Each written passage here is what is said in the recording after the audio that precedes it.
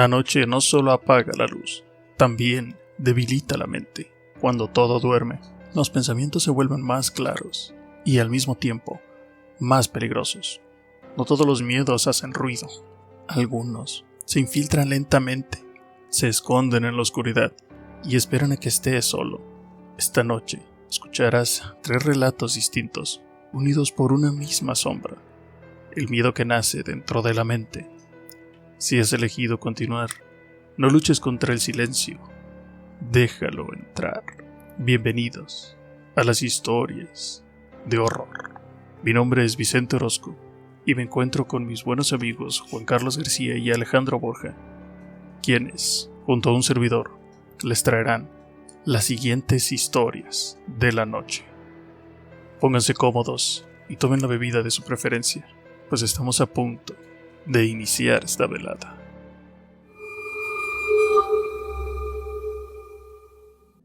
Esta historia que les voy a narrar me sucedió hace ya bastantes años.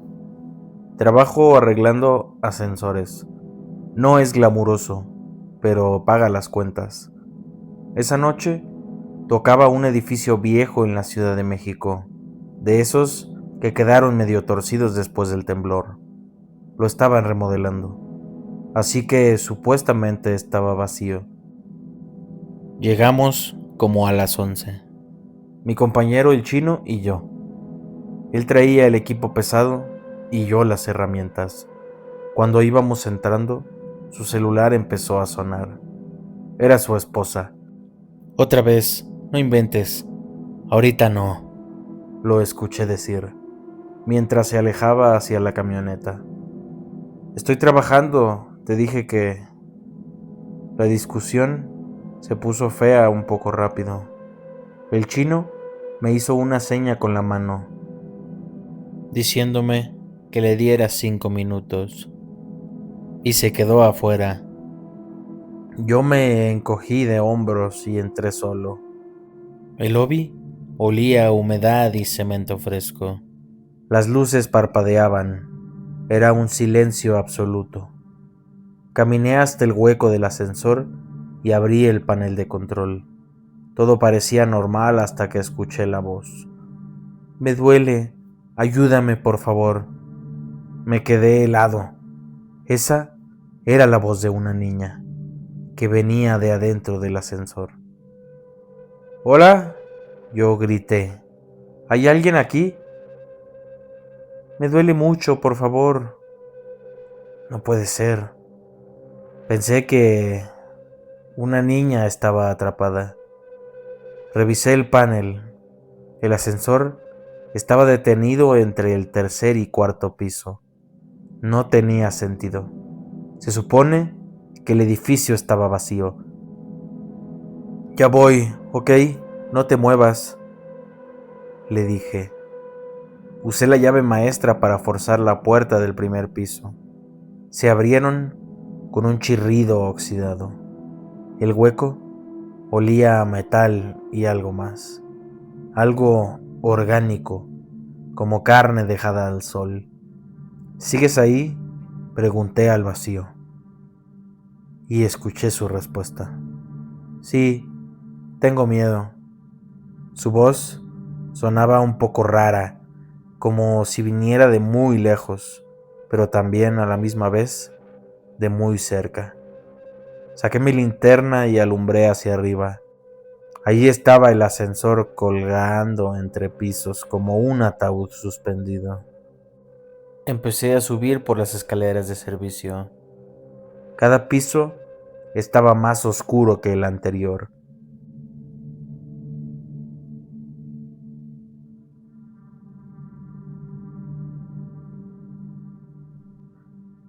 Las ventanas estaban cerradas. Escombro por todos lados. Llegué al 3.º y forcé las puertas del ascensor desde ahí. Lo que vi no tenía sentido. El ascensor estaba vacío. Yo, con una voz temblorosa, dije: «Niña, ¿dónde estás?». Y de pronto escuché un susurro muy cerca de mí diciendo: Aquí. La voz venía de arriba, justamente del techo del ascensor. Alcé la linterna y la vi. Una niña sentada en el techo de la cabina, pero algo estaba mal. Sus brazos eran demasiado largos. Sus articulaciones se doblaban en direcciones equivocadas. Cuando la luz le pegó en la cara, sus ojos no reflejaron nada. Eran huecos, negros, sin vida. Ella me sonrió y me dijo, gracias por venir. Entonces escuché más voces a mi alrededor, en las paredes, en el hueco, diciendo, gracias, por fin. Y alguna escuché decir, tenemos hambre. Aparecieron de a poco, primero 2, saliendo del hueco como arañas, luego 4 más arrastrándose desde los ductos. Sus cuerpos eran pálidos, húmedos y cubiertos de algo viscoso que les goteaba. Tenían forma de niños, pero se movían como insectos, articulaciones craqueando, dientes demasiado filosos, asomándose entre unos labios estirados. Yo simplemente corrí, bajé esas escaleras como nunca en mi vida. Los escuchaba detrás de mí, el sonido de sus manos y pies golpeando el concreto, ese chasquido húmedo, esas risitas. Llegué al lobby y me lancé hacia la salida. El chino seguía afuera gritándole a su teléfono. Me subí a la camioneta y le dije, ¡arranca! ¡Arranca! Él me miró algo confundido, pero algo en mi cara lo convenció. Salimos quemando llanta. Miré por el espejo retrovisor. Las puertas del edificio estaban cerradas, oscuras, quietas. Él me preguntó, ¿qué pasó, flaco? No supe decirle. Todavía no sé. A veces, cuando paso por edificios viejos, escucho vocecitas pidiendo ayuda. Ahora, solo sigo de largo.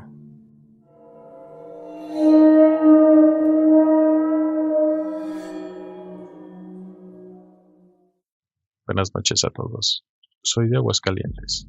Mi familia materna siempre ha estado ligada a lo paranormal. Mi abuelo era hijo de un dinamitero que se encargó de construir la famosa presa Plutarco Elías Calles. También mi familia tiene una historia ligada a eso, pero puedo contarla después, en otro día si ustedes quieren. Mi abuelita es de los Altos de Jalisco. Mi familia por parte de ella toda su vida se crió en una huerta.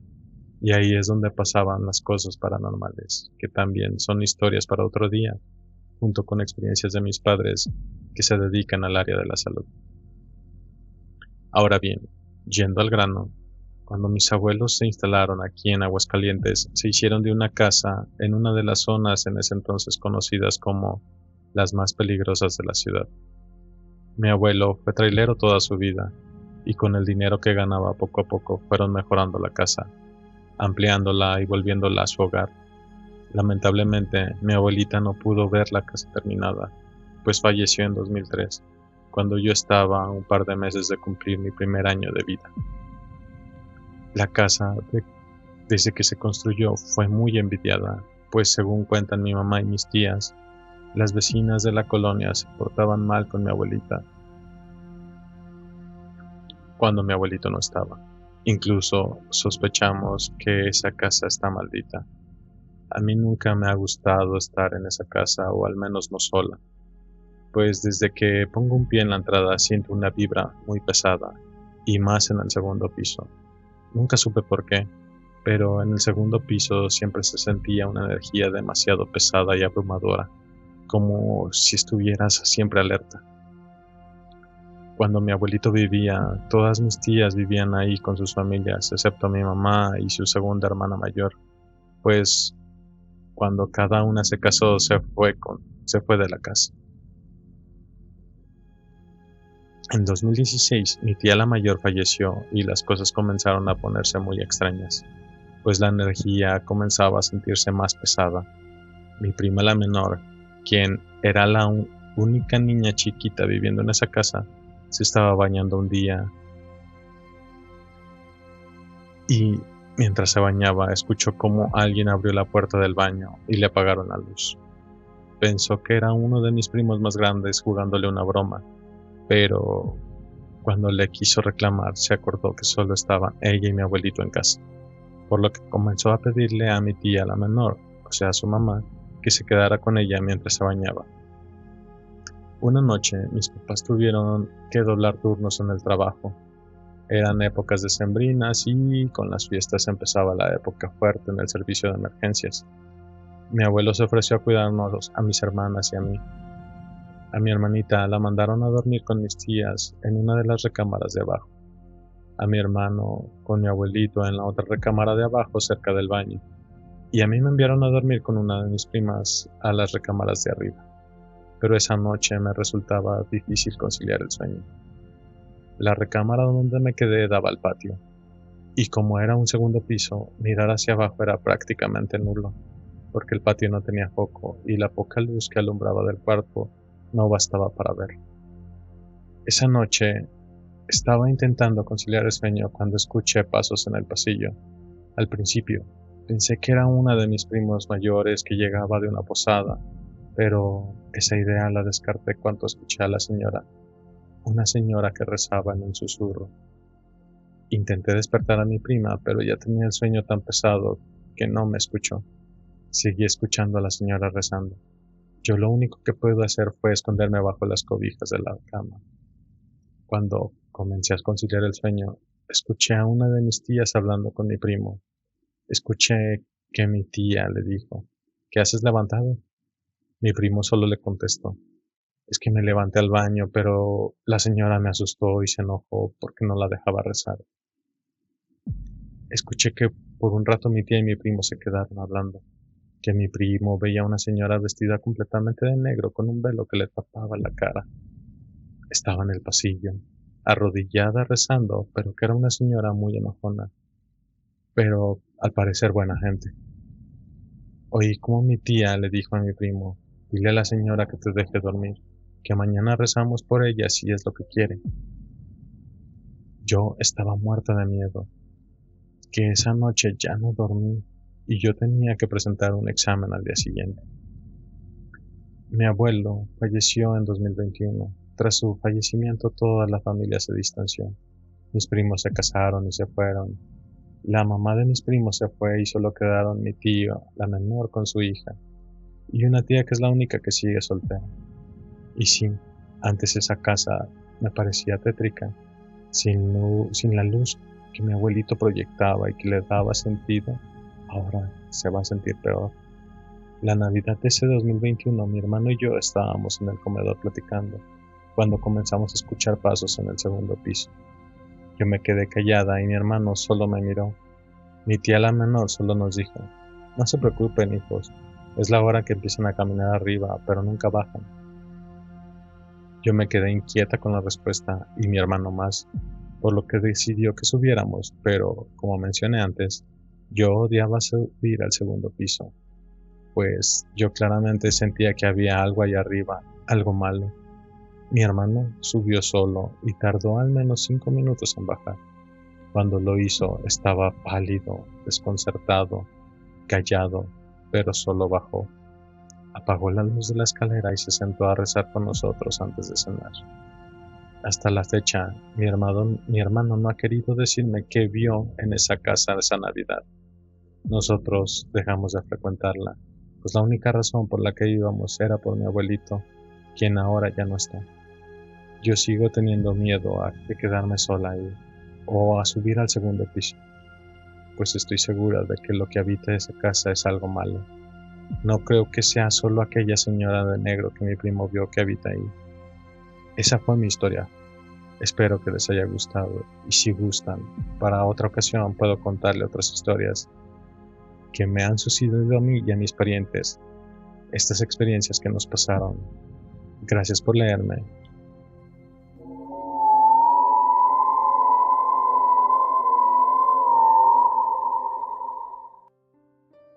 Nunca me gustaron los cementerios, pero con el tiempo aprendí que no todos dan miedo por las mismas razones.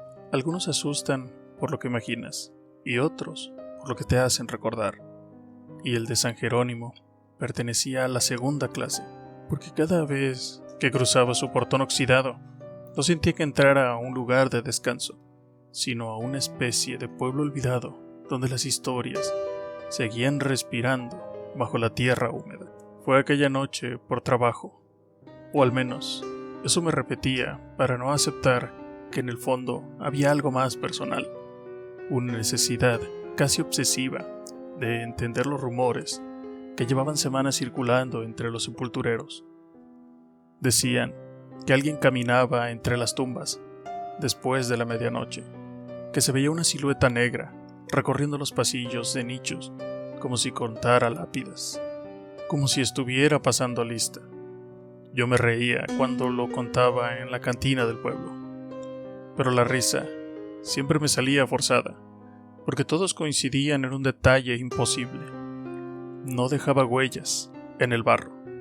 Entré poco antes de las 11 con mi libreta, una linterna y esa falsa seguridad que uno adopta cuando no quiere quedar como cobarde.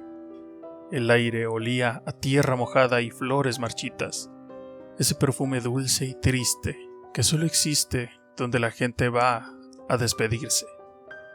Las cruces proyectaban sombras largas, torcidas, y por momentos parecían personas agachadas rezando. Me dije que todo era sugestión, que mi cabeza estaba jugando conmigo, pero el silencio era tan espeso que cada paso sonaba como una falta de respeto. Caminé hacia el sector viejo, donde las tumbas databan de principios del siglo pasado, y ahí estaban los nombres borrados por el tiempo, fotos ovaladas agrietadas, ángeles sin alas y epitafios que apenas se leían. Me detuve frente a una lápida pequeña, la de un niño, y sentí esa punzada en el pecho que siempre me da cuando pienso en vidas cortadas demasiado pronto. Sin darme cuenta susurré: ojalá hayas encontrado paz. Como si alguien pudiera oírme, y en ese instante la linterna parpadeó. No se apagó del todo, solo bajó la intensidad, como si algo estuviera drenando la batería. Me quedé quieto, escuchando, y entonces lo escuché. Un crujido suave, lento, como pasos arrastrados sobre grava. No venían de atrás ni de los lados, sino del pasillo central, justo donde la verja vieja divide el cementerio nuevo del antiguo. Apunté la luz hacia allí, y durante un segundo pensé que era el velador, pero la figura era demasiado alta, demasiado delgada, y no caminaba con prisa ni con torpeza, sino con una calma inquietante, como quien lleva años repitiendo el mismo recorrido. Sentí la garganta seca. Quise llamarlo, preguntar quién andaba ahí, pero mi voz no salió. Solo pude observar cómo esa silueta oscura se detenía frente a cada tumba unos segundos. Inclinaba la cabeza y seguía avanzando. No tocaba nada, no rezaba, no hacía ruido. Parecía contar. 1, 2, 3. No escuchaba números, pero mi mente los marcaba sola. Tuve la absurda idea de seguirlo, tal vez para demostrarme que todo tenía explicación, que era un trabajador nocturno o algún vagabundo. Caminé despacio, procurando no pisar hojas secas. Cuanto más me acercaba, más frío sentía, como si la temperatura bajara solo alrededor de esa cosa. La linterna volvió a titilar.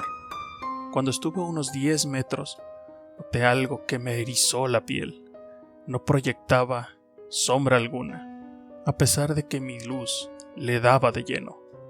Era como si la oscuridad se lo tragara. De pronto, se detuvo frente a la última tumba del pasillo.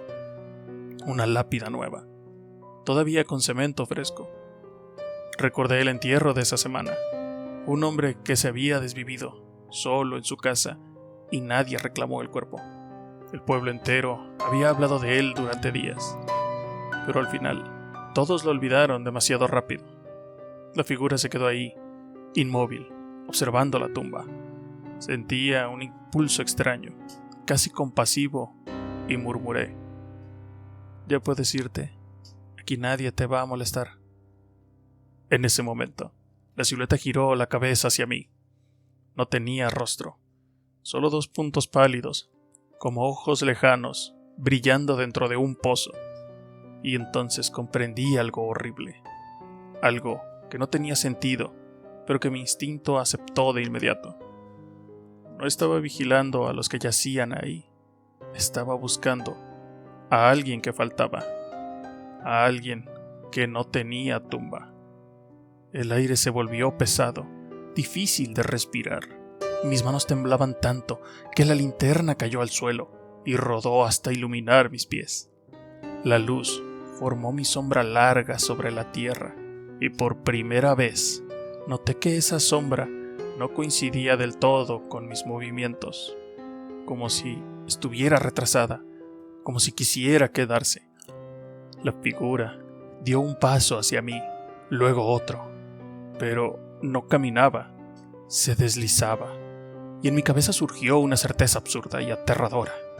Estaba contando espacios libres, lugares disponibles, como un guardián que administra camas en un hospital, solo que ahí las camas eran fosas. Tropecé al retroceder y caí de espaldas. Cuando levanté la vista, la silueta ya no estaba frente a la tumba, estaba a mi lado. El frío me atravesó el pecho, no como dolor, sino como cansancio profundo, como ganas de acostarme y no levantarme nunca más. Escuché una voz que venía de afuera.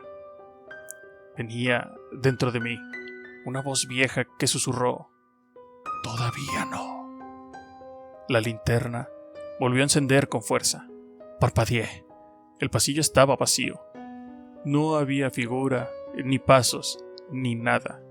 Solo el viento moviendo las flores secas.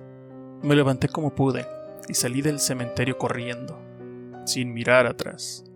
Al cruzar el portón, sentí que algo se quedaba observándome desde dentro, paciente, seguro de que tarde o temprano regresaría.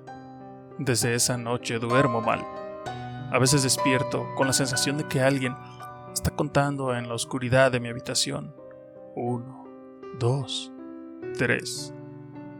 Y cada vez que paso frente al cementerio, no puedo evitar mirar la última tumba del pasillo, porque ya no está sola. Hay un espacio nuevo, justo al lado, del tamaño exacto de mí. Si has llegado hasta aquí, comenta, da like o suscríbete al canal. Recuerda seguirnos en todas nuestras redes sociales, donde subimos más contenido. Esperamos que estas historias no te roben el sueño esta noche. Nosotros tenemos una cita el siguiente jueves a las 8 p.m. Recuerda andar con cuidado, no sea que te conviertas en el siguiente protagonista de las historias de horror.